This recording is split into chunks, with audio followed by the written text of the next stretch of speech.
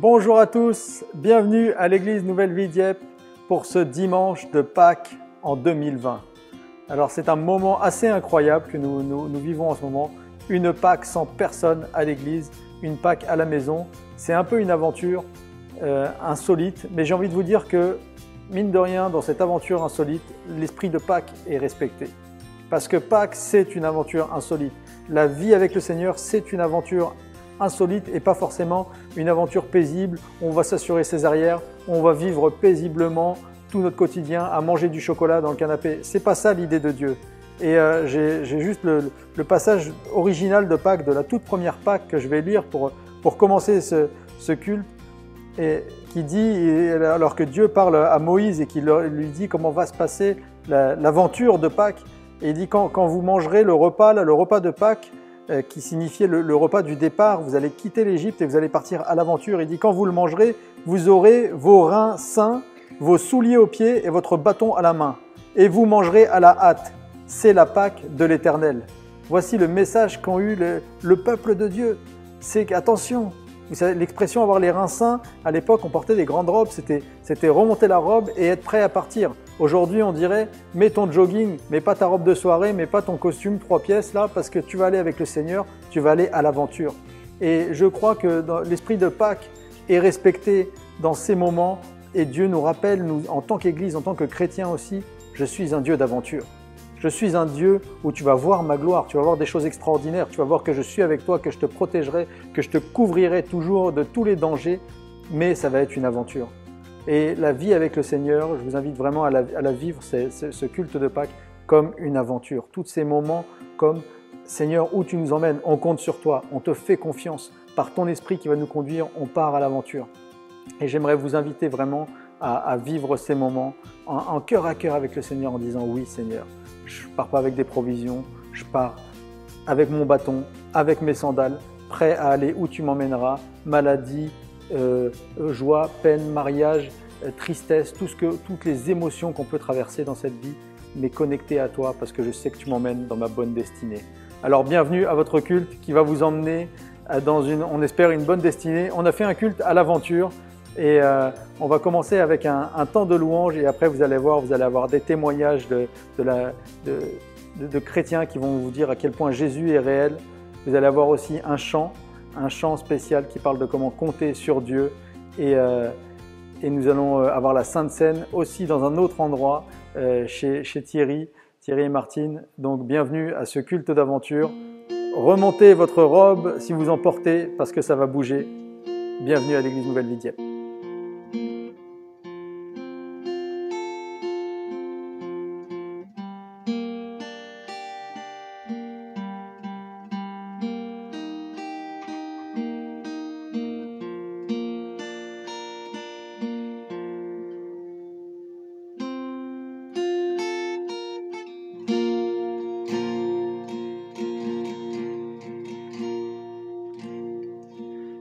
Je songe à l'infâme croix où Jésus fut meurtri pour moi.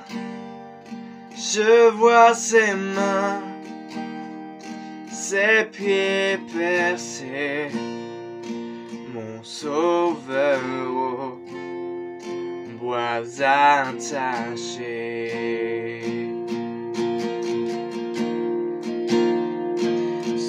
Corps lié, de larmes trempées dans le tombeau, fut déposé, l'entrée scellée d'une lourde pierre, le Messie seul est délaissé.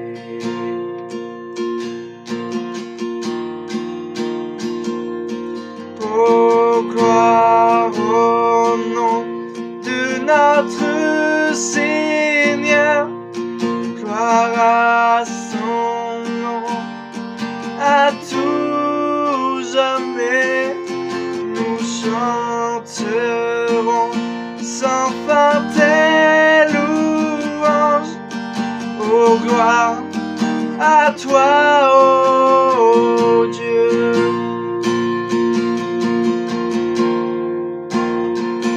Mais au matin du troisième jour, le Fils des cieux est ressuscité. La mort n'est plus, elle est vaincue. Les anges acclament Christ notre roi.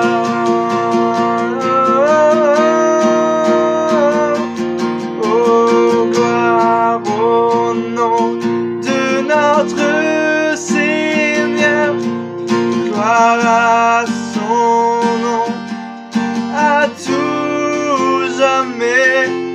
Nous chanterons sans fin tes louanges. Oh, gloire à toi, oh Dieu. Oh, gloire au nom de notre Seigneur, gloire à son nom, à tous. Proclame chez toi, nous chanterons sans fin tes louanges. Oh, gloire à toi, oh Dieu. Oh oui, gloire à toi, oh Dieu. Oh, gloire à toi, oh Dieu. Oh Seigneur, ton sang parle mieux que toute autre chose. Ton sang purifie, ton sang pardonne. Gloire à toi, Jésus-Christ. Ton sang parle beaucoup mieux que tous les vains discours entendus sur la terre. Il parle pour ma défense, proclame la justice. Jésus, c'est ton sang. Oh, la croix, témoin de ta grâce, montre le cœur du Père et nous ouvre la voie. Fuyant, nous avançons, non par nos propres forces, mais seulement par ton sang.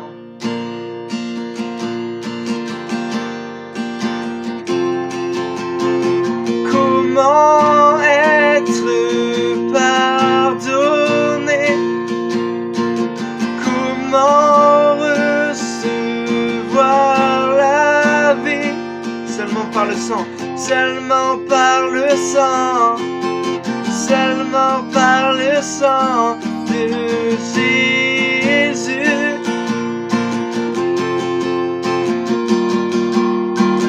Comment être purifié, reçu comme ami de Dieu, seulement par le sang, seulement par le sang de Jésus.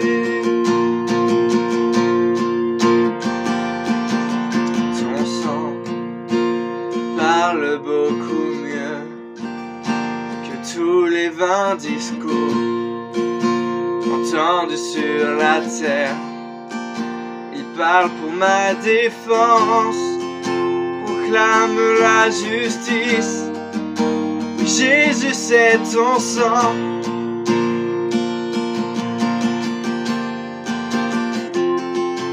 La croix, témoin de ta grâce, montre le cœur du Père et nous ouvre la voie.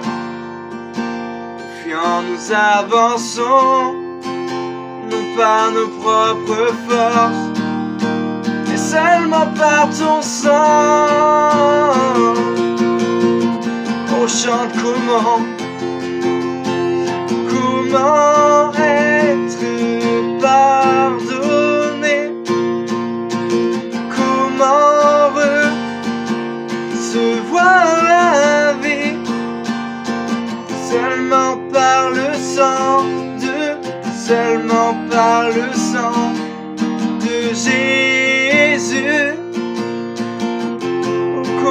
être purifié?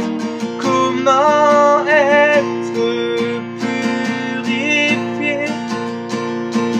Reçu comme ami de Dieu, seulement par le sang, seulement par le sang de Jésus.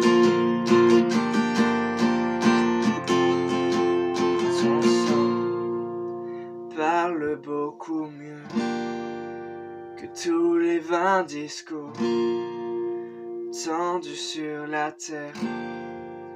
Il parle pour ma défense, proclame la justice. Oui, Jésus, c'est ton sang.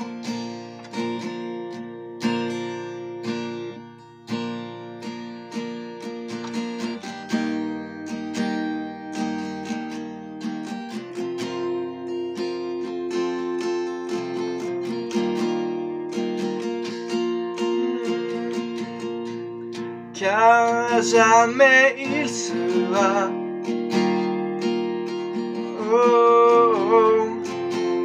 l'agneau sur le trône, l'agneau sur le trône.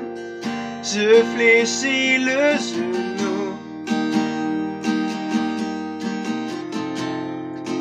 pour adorer lui seul. Les cieux proclament, les cieux proclament sa gloire. La gloire du ressuscité. Rien n'est égal à sa beauté. Rien n'est égal à sa beauté. À la beauté du Seigneur. À jamais il sera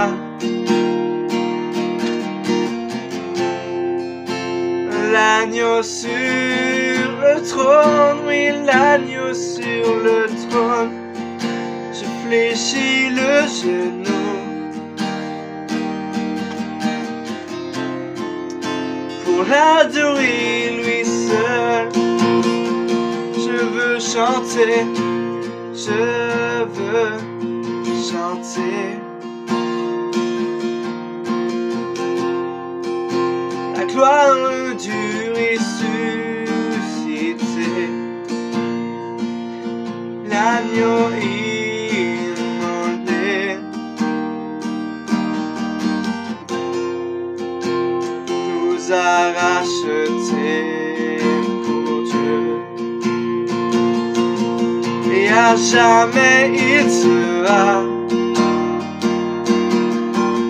Chante chez toi l'agneau sur le trône, l'agneau sur le trône. Je fléchis le genou, je fléchis le genou pour l'adorer lui seul.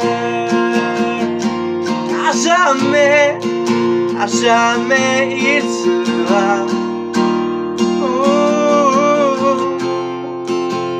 L'agneau sur le trône, l'agneau sur le trône. Je fléchis le genou pour l'adorer lui seul, car il est digne. Pour l'adorer lui seul.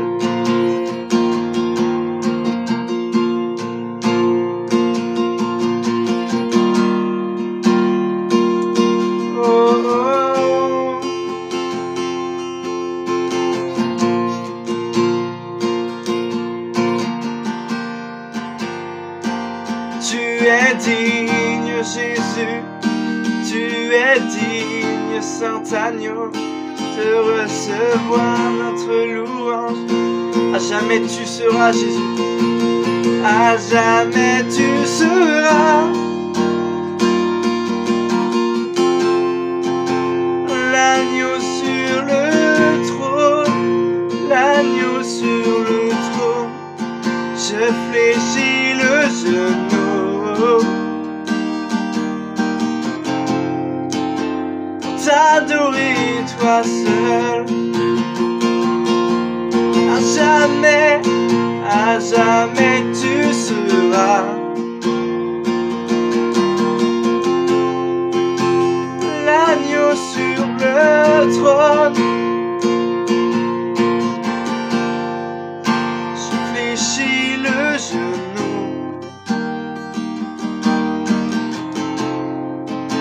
pour l'adorer lui seul. Chante une dernière fois ensemble, tous ensemble, d'une seule bouche. À jamais il sera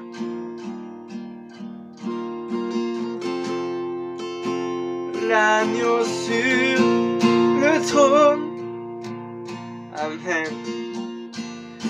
Je fléchis le genou. Il est digne de notre louange, de l'honneur et de la gloire. Pour l'adorer lui seul. Et une dernière fois, dis à Jésus, à jamais tu seras digne. À jamais tu seras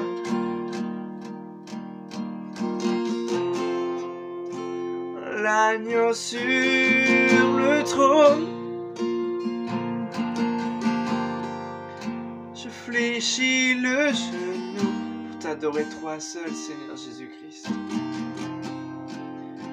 Pour t'adorer toi seul.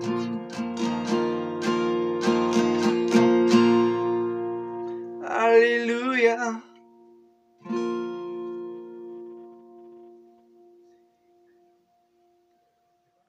Wow, merci Quentin pour cette super louange. J'espère que vous avez passé un bon moment à la maison.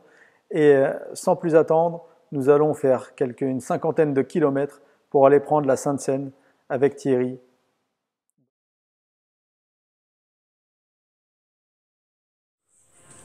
Bonjour chers frères et sœurs, mes amis. Je suis heureux d'être avec vous parmi vous ce matin. Avec vous plutôt, parce que parmi vous, non, pas forcément.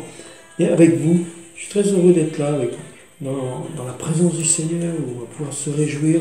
C'est le dimanche, et le lundi, ce sera la Pâque. Et c'est vraiment un événement, la Pâque. Et pour nous, la Sainte Seine, c'est quand même quelque chose d'important. À chaque fois, eh bien, nous nous retrouvons ensemble dans la présence de Dieu. Là, évidemment, ça sera plus compliqué. Et pour introduire cette Sainte Seine ce matin, j'aimerais vous lire un passage dans Matthieu 27, chapitre au verset 45. Il nous est dit ceci: depuis la sixième heure jusqu'à la 9e heure, il y eut des ténèbres sur toute la terre. Et vers la 9e heure, Jésus s'écria d'une haute voix forte, alors qu'il était sur la croix: Élie, Élie, lama sabachthani, c'est-à-dire mon Dieu, pourquoi m'as-tu abandonné? Quelques-uns de ceux qui étaient là, l'ayant entendu dire, il appelle Élie. Et aussitôt l'un d'eux courut prendre une éponge qu'il remplit de vinaigre, et ayant fixé un roseau, il lui donna à boire. Mais les autres disaient, laisse, voyons si Élie viendra le sauver. Jésus poussa de nouveau un grand cri et rendit l'esprit. Et voici le voile du temple se déchira en deux depuis le haut jusqu'en bas. La terre trembla, les rochers se fendirent, les sépulcres s'ouvrirent, et plusieurs corps des saints qui étaient morts ressuscitèrent. Étant sortis des sépulcres après la résurrection de Jésus, ils entrèrent dans la ville sainte et apparurent un grand nombre de personnes. Le centenier, ceux qui étaient avec lui pour garder Jésus, ayant vu le tremblement de terre et ce qui venait d'arriver, furent saisis d'une grande frayeur et dirent, assurément cet homme était le Fils de Dieu. Il y avait là plusieurs femmes qui regardaient de loin, qui avaient accompagné Jésus depuis la Galilée pour le servir. Parmi elles étaient Marie de Magdala, Marie mère de Jacques et de Joseph et la mère des fils de Zébédée. C'est extraordinaire, c'est ce qui s'est passé pendant cette période où Jésus est mort sur la croix, où vraiment son sang a coulé, où il a été sacrifié vraiment comme une offrande pour le péché. Eh bien, on voit tous ces éléments qui s'embrasent quand la terre se met à trembler, les rochers se brisent. On voit il y a des résurrections qui se passent, des événements spectaculaires qui se passent, des choses que aucun homme à cette époque ne pouvait maîtriser ou comprendre ou saisir.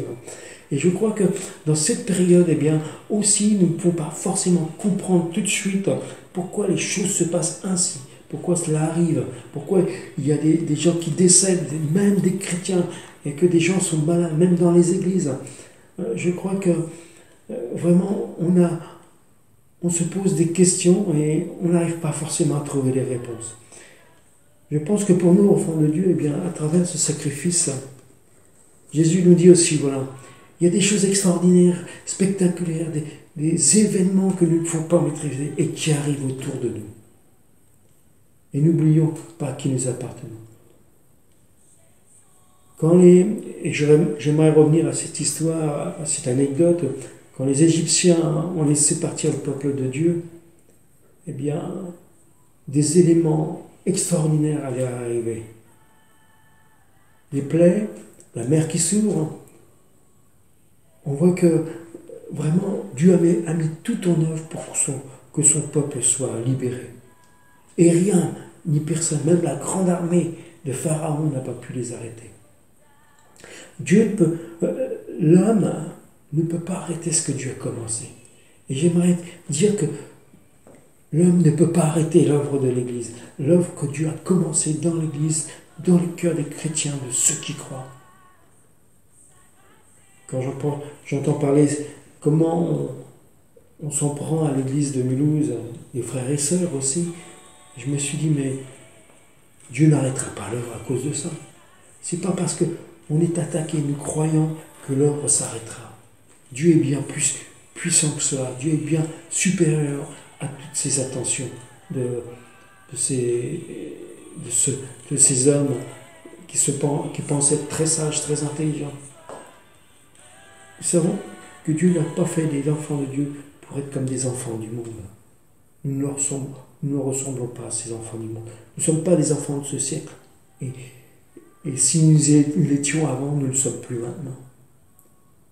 J'aimerais vous encourager ce matin, parce que ça peut être parfois difficile de vivre ce culte seul. Mais sachez qu'à ce moment même, Dieu n'est pas limité dans le temps. C'est pas parce qu'on est limité, nous, par des périodes de temps, des heures, que Dieu est limité. Sa bénédiction ne s'arrêtera pas, même si vous êtes loin de l'Église.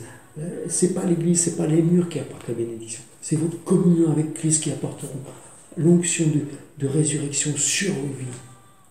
Et je prie vraiment que cette onction de résurrection, la présence de Dieu se manifeste là où vous vous trouvez malgré tout. Et qu'il y ait un feu qui se répande dans l'Église. Et que suite à ces événements, eh bien, Dieu puisse embrasser l'Église, que nous puissions nous-mêmes nous poser les bonnes questions. Pourquoi nous passons par là, nous les enfants de Dieu?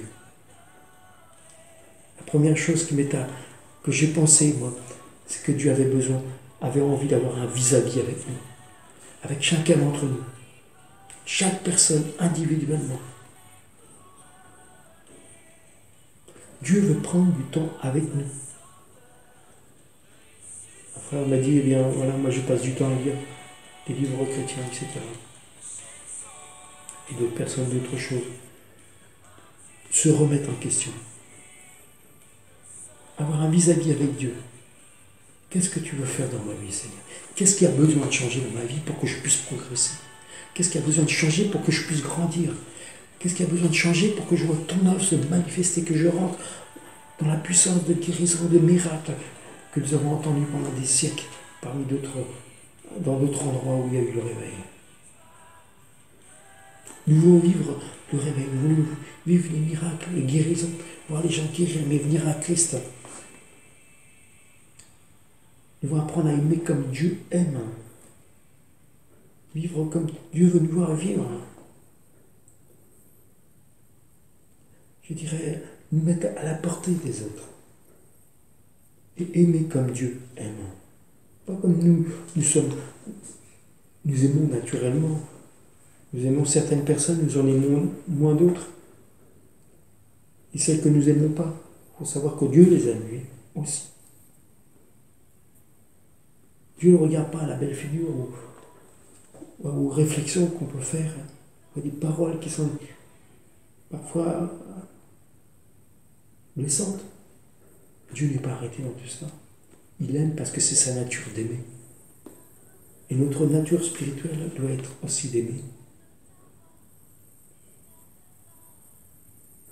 Avoir un vis-à-vis avec Dieu, ça veut dire,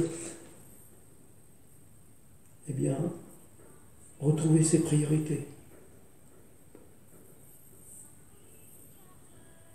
Mettre, je dirais, sur la même vision que Dieu.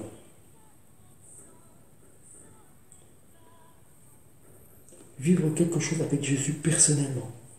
Et on peut dire, toi et moi, Seigneur, on a quelque chose, j'ai quelque chose à vivre avec toi. J'ai besoin d'entendre ta voix, j'ai besoin que tu me parles, que tu me dises ce qui ne va pas dans ma vie. Qu'est-ce qui a besoin de changer? Qu'est-ce qui a besoin d'être transformé? Qu'est-ce qui a besoin de guérir? Dans ma vision de l'Église, de la foi, qu'est-ce qui a besoin d'être modifié par moi?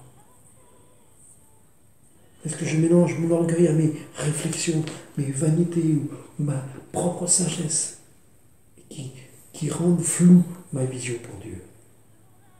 Qu'est-ce que tu veux, Seigneur? Accepter de partager avec Jésus personnellement, dans l'intimité, mais aussi dans l'humilité. Et si nous avons besoin d'écouter la voix de Dieu avec humilité. Seigneur, je plie devant toi. Je veux vivre autre chose avec toi. Après cela, je veux vivre autre chose avec toi. Je veux que ce soit différent. Nous allons prendre la Sainte Seine ensemble et recevoir aussi cette bénédiction que Dieu veut nous donner aussi à travers ça. Nous allons prendre le pain, le vin, chacun chez nous. Et nous allons recevoir aussi sa grâce. Voilà le pain et le vin préparés. Alors mes frères et sœurs, j'aimerais que nous puissions présenter ensemble ce pain qui représente le corps de Jésus et ce vin ou ce jus de raisin ou ce que vous avez.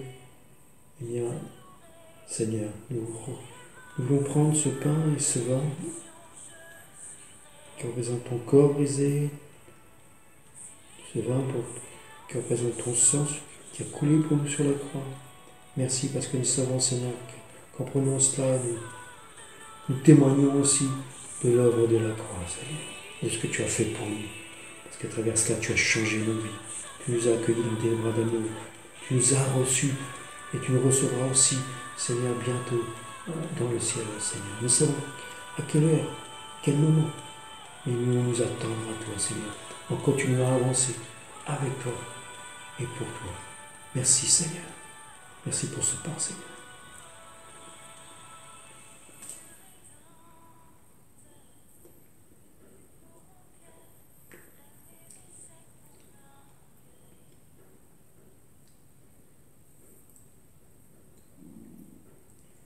Merci aussi pour le sang de la croix, Seigneur.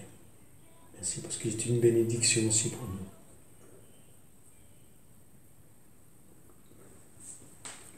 nous. Prions aussi pour tous les malades. Que ta paix, ta grâce viennent sur eux. Merci pour tous nos frères et sœurs dans ce monde, Seigneur. Ceux qui sont passés par des épreuves de maladie et qui ont besoin de la guérison, Seigneur. Tu poses ta main puissante sur ceux qui sont malades, Seigneur. Aussi dans notre assemblée, que tu bénisses abondamment. Que chacun d'entre nous puisse voir les forces de l'Esprit, Seigneur. Que ton Saint-Esprit nous encourage, nous enflamme, nous embrase. Et merci parce que c'est ta présence qui nous rafraîchit, c'est ta présence qui nous fait du bien. Merci, Seigneur. Je te rends grâce parce que tu es ce Dieu vivant, ce Dieu puissant, sur lequel nous pouvons compter dans tous les moments de notre vie. Merci parce que tu es un Dieu fidèle. Et rien ni personne ne peut t'arrêter, Seigneur, dans ce que tu as décidé de faire. Merci. Nous allons avancer avec toi, marcher avec toi, Seigneur. Merci, Père, au nom de Jésus. Au nom de Jésus. Amen. Bien, je vous remercie d'avoir écouté pendant ces instants et je vais laisser la parole à Michael et ensuite la prédication. Voilà, que le Seigneur vous bénisse. Continuons à rester dans la louange, dans la présence de Dieu. Je sens tellement que Dieu est avec vous aussi, mes frères et sœurs. Alors soyez encouragés.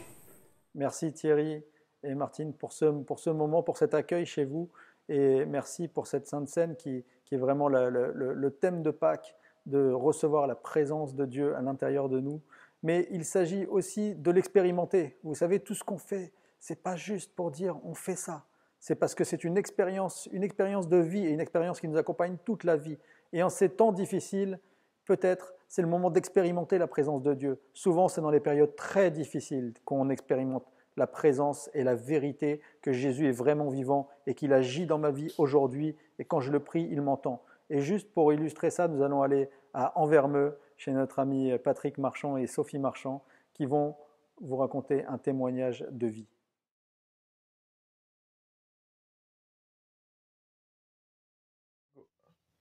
Bonjour. Pour ceux qui ne me connaissent pas, je m'appelle Patrick. Voici notre témoignage. Il y a 2 ans, ma famille et moi, nous étions sans rien, sans aucun revenu.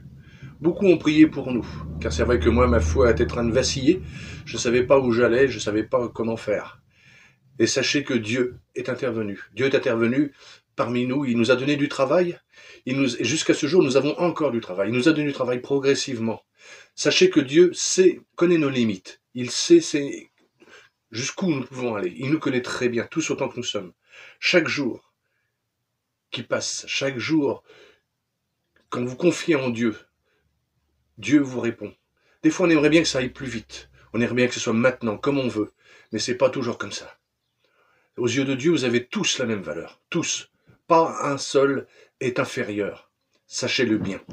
Aux yeux de Dieu, nous avons tous la même couleur. Tous la même nationalité.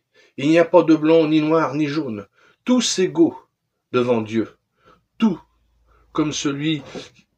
ceux qui se confessent en Dieu, tous ceux qui se confient en Dieu, en éternel, et au nom de Jésus, Dieu les relève.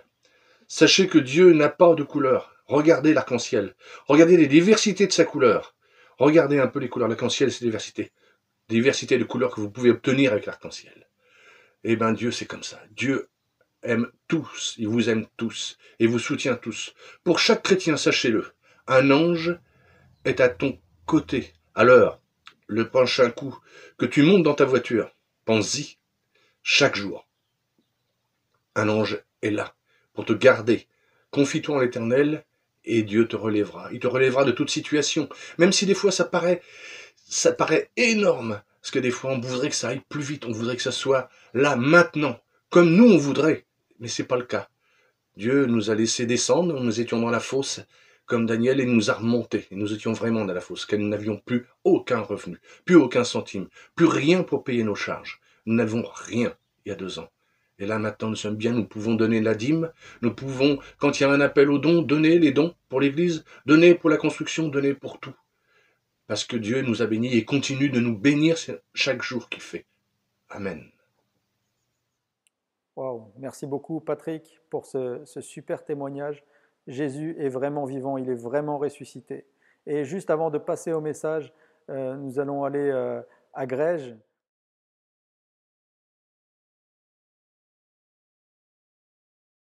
Bonjour Église Nouvelle Vie Dieppe. Je suis contente de pouvoir partager un chant avec vous pour ce week-end de Pâques où Jésus est ressuscité. Et même si on est chacun dans nos foyers, chacun de notre côté, on peut se réjouir aussi ensemble. Même si voilà, on fait le culte en vidéo, on pense vraiment à vous et soyez bénis à travers ce chant. Amen.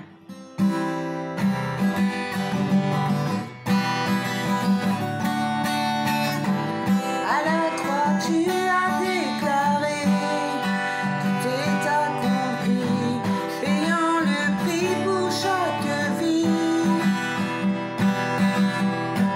La mort n'a pu te retenir, je sais que tu es ressuscité.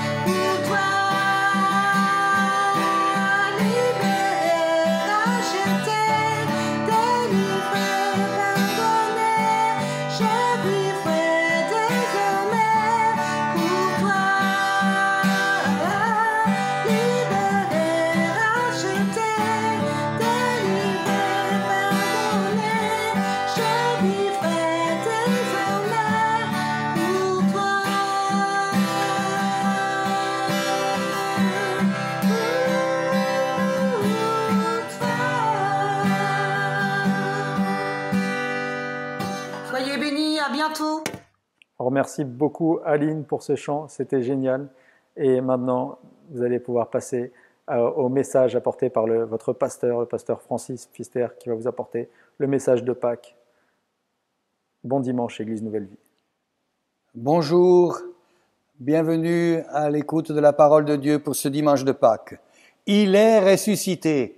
Oui, il est vraiment ressuscité.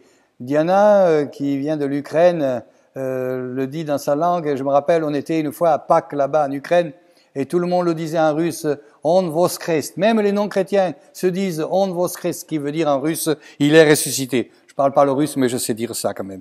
Voilà. Et donc, en ce dimanche, une Pâques pas comme les autres.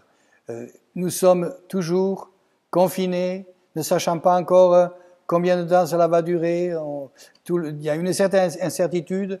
D'habitude, déjà dimanche dernier, qui était la fête des rameaux, et aujourd'hui encore la fête de Pâques dans toutes les églises de France et de Navarre, nous pouvions entendre l'orgue ou les groupes de louanges, les cantiques, à toi la gloire, au ressuscité résonner de partout. Et au lieu de cela, nous sommes dans une salle vide, des chaises vides, et les chrétiens sont confinés. Mais la parole de Dieu, elle n'est pas enfermée. La parole de Dieu, elle continue à aller. Et d'ailleurs, on peut rendre grâce au Seigneur parce que nous avons les modernes technologies. Nous espérons d'ailleurs améliorer encore notre système. Nous avons commandé du matériel afin que ce culte soit encore plus intéressant et encore plus vivant pour chacune et chacun d'entre nous. Pâques, la grande fête des chrétiens.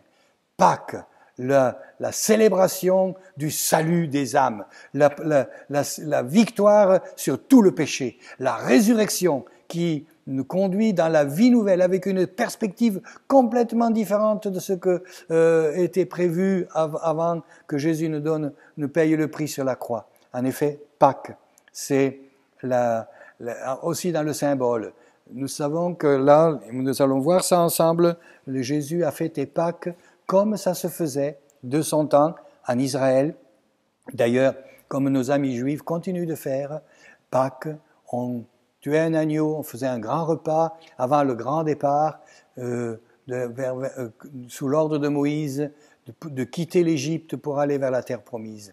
Et qu'est-ce que c'est pour les Juifs, cette fête? Ils étaient esclaves en Égypte, oppressés, maltraités, sous la puissante et méchante main du Pharaon. Et voilà que Dieu a entendu leurs cris, nous disent les textes, il a entendu leurs cris et il a décidé de se servir de Moïse pour les délivrer et les conduire hors de l'esclavage. Jésus a choisi cette fête, Pessah, où on célèbre que Dieu a sorti le peuple de l'esclavage pour l'amener dans la terre promise, là où coule le lait et le miel. Eh bien, chers frères et sœurs, voilà notre Pâques à nous. Nous sommes libérés de l'esclavage du péché. Maintenant que nous sommes au bénéfice de la résurrection, le diable n'a plus tout pouvoir. La maladie n'a plus tout pouvoir. Le mal n'a plus tout pouvoir. Vous allez me dire, oui, mais enfin, pasteur, vous ne vous rendez pas compte, ce qui nous arrive en ce moment, nous ne pouvons même pas aller à l'église en ce dimanche, nous sommes obligés de rester à la maison parce que il y a un danger qui court. Oui, j'en suis conscient. Et d'ailleurs, c'est ce que nous allons pouvoir déchiffrer un petit peu avec ces textes que j'ai choisis pour nous aujourd'hui. Nous allons lire justement, j'ai choisi 5 flashs dans l'évangile de Marc qui parlent depuis la Pâque que Jésus a fêtée avec ses disciples, tout ce qui s'est dit à ce moment-là jusqu'à la résurrection. Oui, c'est vrai, pour l'instant, c'est l'humiliation. D'ailleurs, on entend de plus en plus dans le monde beaucoup d'églises qui prient. Certains présidents, j'ai vu cette semaine sur Internet, si vous voulez le recevoir, demandez-le, il y a plusieurs pays d'Amérique du Sud où les présidents de la République sont allés à l'Assemblée nationale avec tout le gouvernement et ont prié Jésus de les délivrer et de les protéger de ce maudit virus. Le président des États-Unis d'Amérique aussi a parlé comme un pasteur en disant que ce temps sera écourté parce que le Seigneur va faire grâce, et prenons ce temps pour jeûner et prier devant le Seigneur. Prions pour la nation pour que tout change. Alors, je voudrais nous dire, faisons cela aussi pour notre nation. Certes, nous n'avons pas un président qui est dans cette optique, mais peu importe. Le Seigneur a levé son Église, a mandaté son Église, et c'est nous aujourd'hui qui sommes la source de bénédiction pour notre nation. Oui, on peut dire les grands financiers avec les milliards que vont coûter, qu'on va donner pour que qu'un cas nous arrivions quand même à survivre, mais non, l'Église, elle est notre aide. L'Église, elle est le lieu où la bénédiction va venir et couler sur toute la terre. Mais l'Église n'est pas tout à fait prête. Je vous ai dit il y a quelques mois de cela, j'avais vu une évangéliste allemande, Susanne Etting, qui avait reçu une vision, un rêve, et le Seigneur lui avait dit « Dis cela à tout le monde ». Et dans ce rêve, Jésus disait « Je voudrais revenir chercher mon épouse et l'Église. Mais mon épouse et l'Église, en ce moment, ne se préparent pas à cela. Mon épouse et l'Église ne m'aiment pas assez pour avoir envie de me voir. Mon épouse et l'Église se soucient de son compte en banque, de son bien-être, de tout ce qui est l'avantage personnel. Et mon épouse et l'Église ne me met plus en premier plan. Je ne peux pas venir rechercher mon épouse et l'Église, dit le Seigneur. » Et lorsque j'ai entendu cela, il y a, je crois à peu près 2 ans de ça, ça avait touché mon cœur. Parce que j'avais pensé, oui, c'est vrai, l'Église n'est plus ce que nous lisons dans les Actes des Apôtres. Même aujourd'hui, lorsque nous lisons au début du siècle, notre Assemblée Église Nouvelle Vie est née parce que Dieu faisait des miracles, parce que des hommes et des femmes se convertissaient sans avoir jamais entendu parler de la parole de Dieu auparavant ou de façon religieuse, traditionnelle.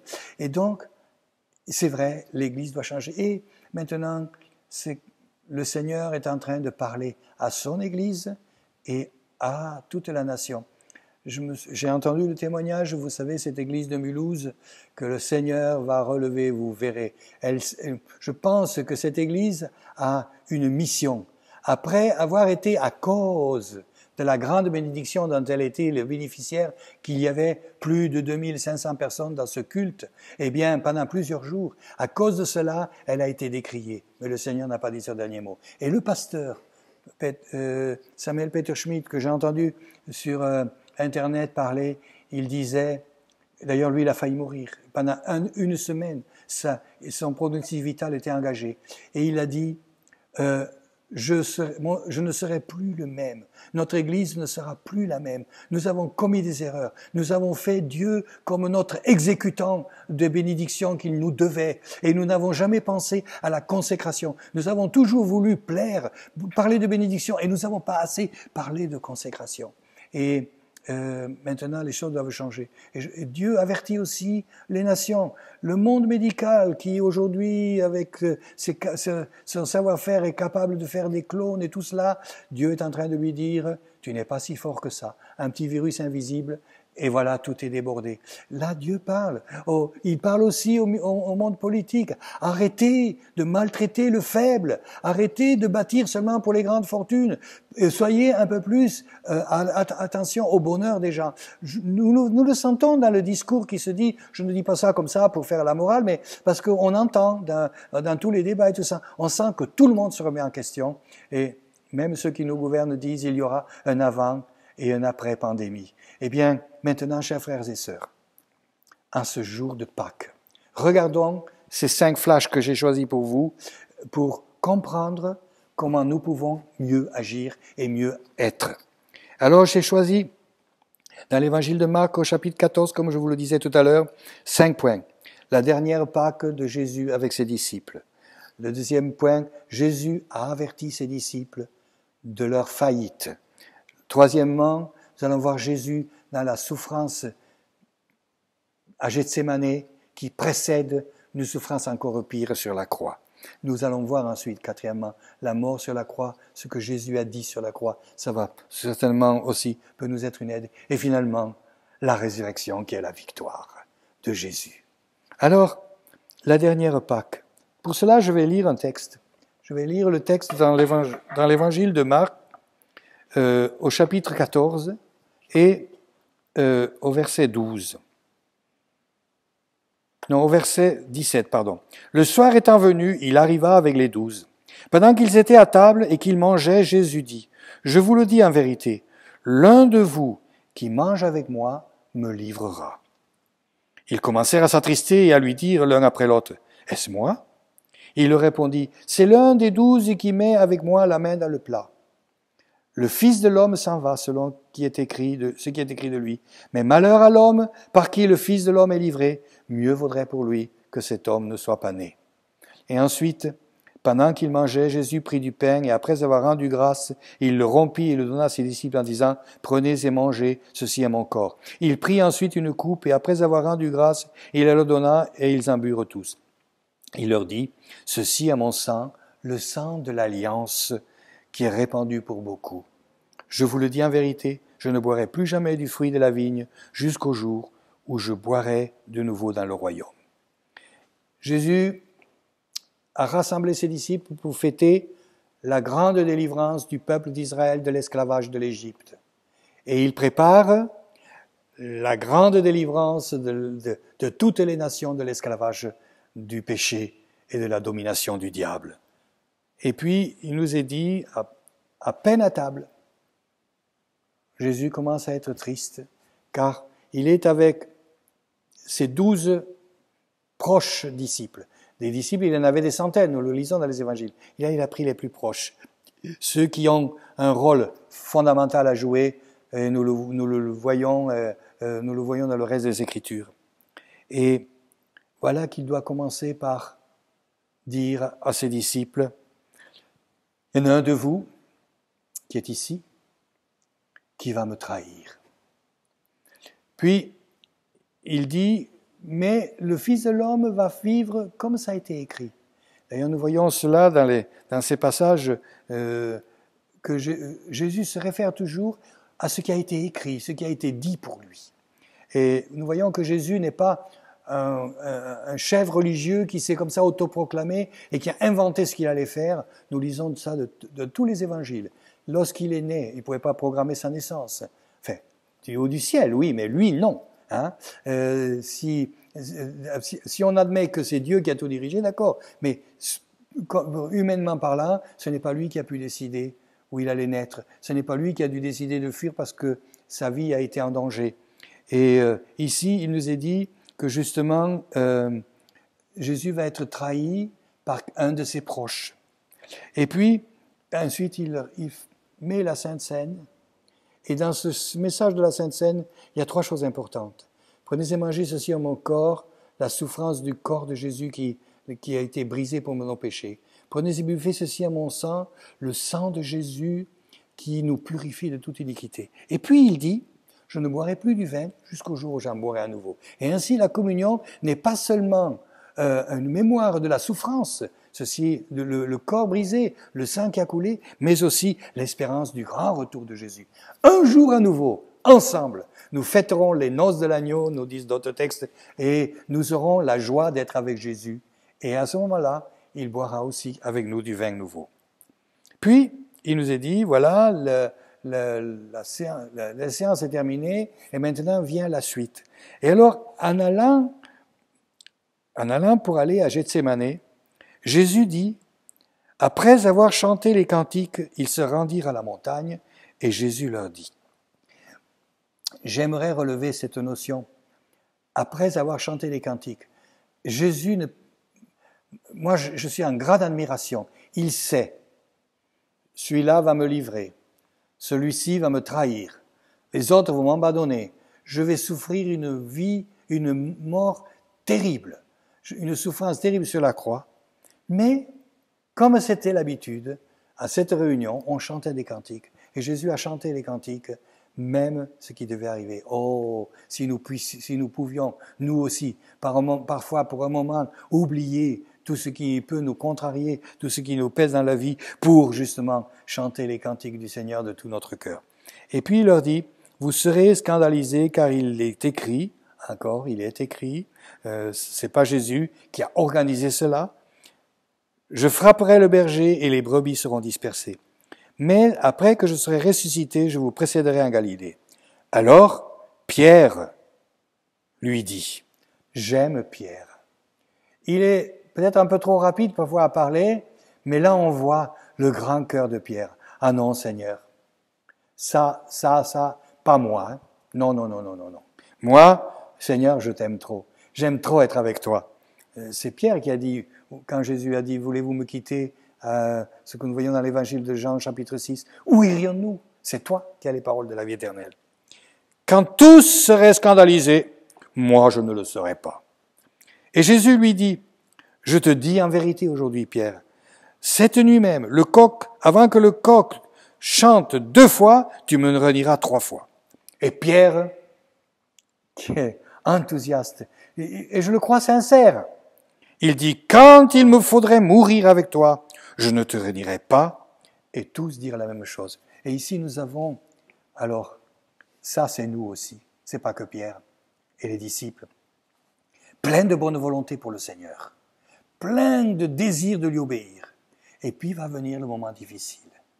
Et comment allons-nous être dans le moment difficile? Allons être comme Pierre et les disciples? Pierre le renie, les disciples vont se cacher? Est-ce que nous avons pensé à cela?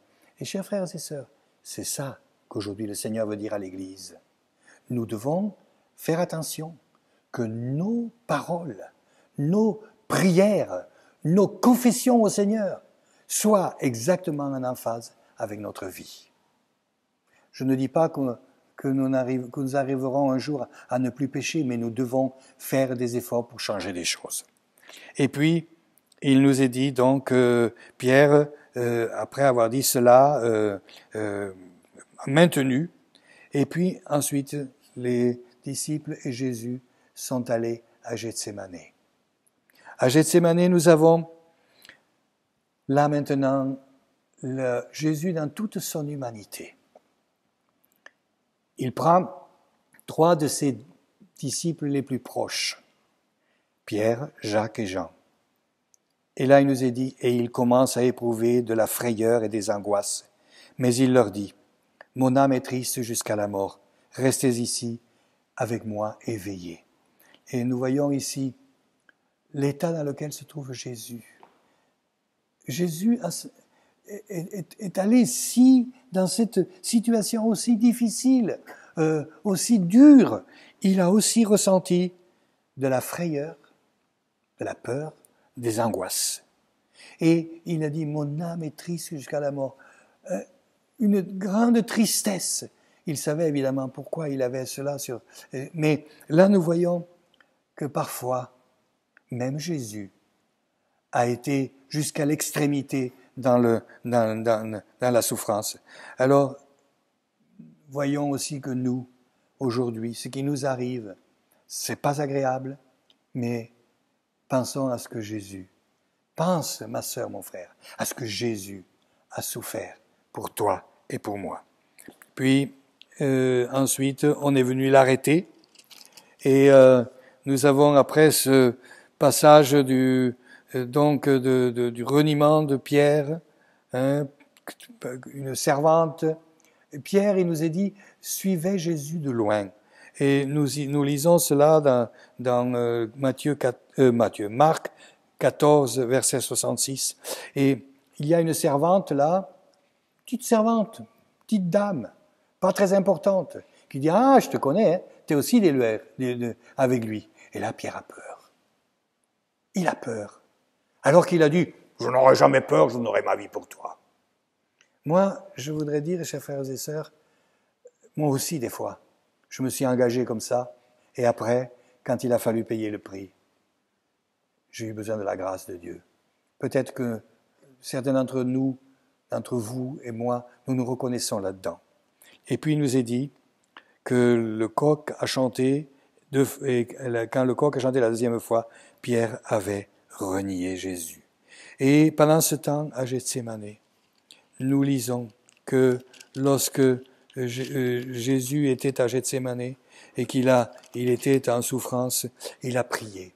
Il a dit, Seigneur, si c'est possible, que cette coupe s'éloigne de moi. Si c'est possible, changeons les plans, Seigneur.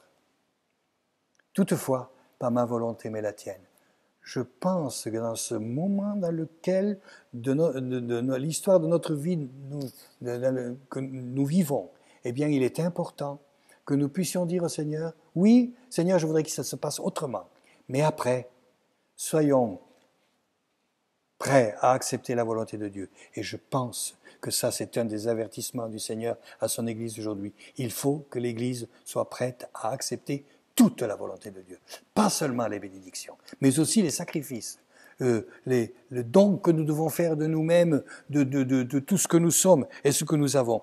Jésus attend plus de nous. Et j'espère qu'après le déconfinement, l'Église va repartir, mais avec beaucoup plus d'amour pour son Seigneur. C'est en tout cas ce que je voudrais. Et finalement, la résurrection. Non, la crucifixion d'abord. La crucifixion où Jésus, là où Jésus a souffert et quand il est sur la croix, après avoir subi les insultes, les crachats, les flagellations, tout ce supplice horrible qu'on donnait au pire des voyous à ce moment-là. Eh bien, après avoir passé par tout cela, Jésus est sur la croix. Et sur la croix, Jésus a un dialogue encore avec Dieu. Et au moment où il est en grande souffrance, tous les péchés viennent sur lui. La Bible nous dit, des ténèbres sont venues autour de la croix. Et là, à ce moment-là, beaucoup de théologiens pensent, c'est à ce moment-là tout le pouvoir diabolique. Satan et tous ses anges sont venus autour de Jésus pour voir ce qui allait se passer. Et là, à ce moment-là, nos péchés sont venus sur lui. C'était tellement laid, tellement horrible, que le Père, qui a pourtant dit « Celui-ci est mon Fils bien-aimé », a détourné son regard. Et à ce moment-là, Jésus a senti une déconnexion d'avec le Père. Il a senti « Mon Père ne me regarde plus, ne me considère plus ». Et là, il a fait cette prière « Mon Dieu, pourquoi m'as-tu abandonné ?» Et nous pouvons croire que cette prière, Dieu l'a entendue, puisqu'après, il nous est dit, Jésus dit « Père, entre tes mains, je mets mon esprit ». Donc ça veut dire que là, il y avait de nouveau. Et puis il a dit « Tout est accompli.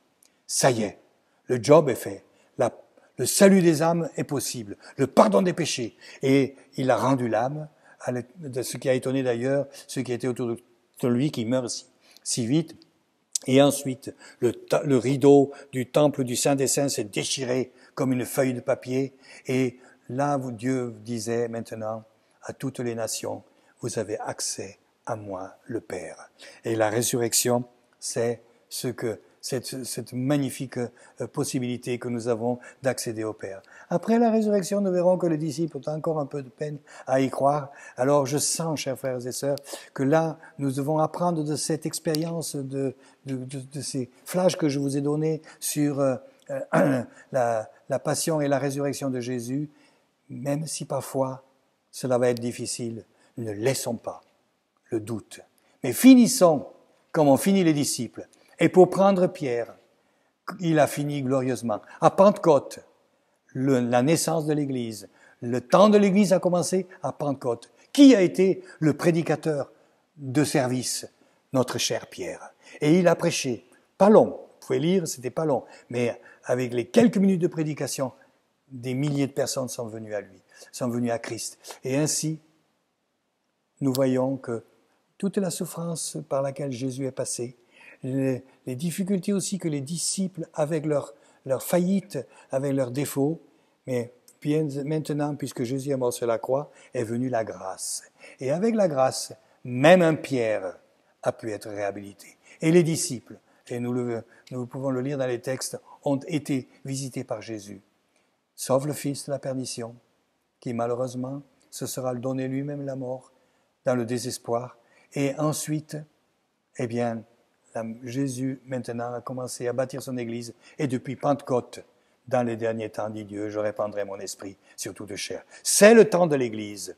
Et Église, lève-toi maintenant et proclame, Jésus-Christ est ressuscité. Nous avons la victoire sur la puissance du mal. Et maintenant, allons et prêchons la bonne nouvelle à tous ces gens qui vont être encore plus dans le désespoir qu'ils ne l'étaient avant, parce que beaucoup sont dans le doute concernant l'avenir. Je voudrais prier maintenant. Seigneur mon Dieu, je te remercie de bénir tous les frères et sœurs de l'Église Nouvelle Vie et chaque personne qui aura regardé ce culte en direct sur YouTube. Merci Seigneur de poser ta main bénissante et d'enlever les doutes. Et vienne par ton Saint-Esprit fortifier nos cœurs afin que, après que le confinement se sera terminé, nous puissions être prêts à mieux te servir qu'avant. Merci Père au nom de Jésus. Amen.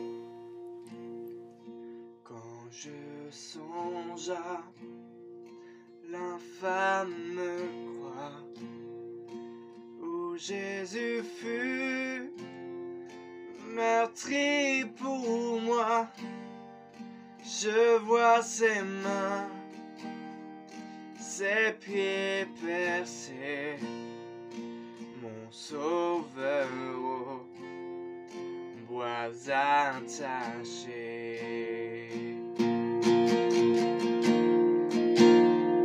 Son corps lié de larmes trempées dans le tombeau fut déposé, l'entrée scellée d'une lourde pierre, le Messie seul est délaissé.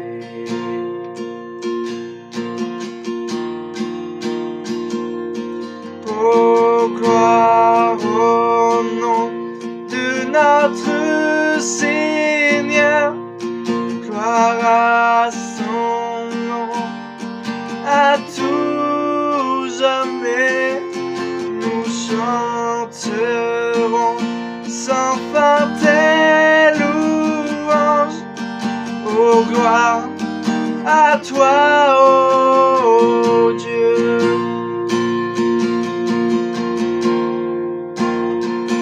Mais au matin du troisième jour, le Fils des cieux est ressuscité. La mort n'est plus, elle est vaincue. Les anges acclament Christ notre roi.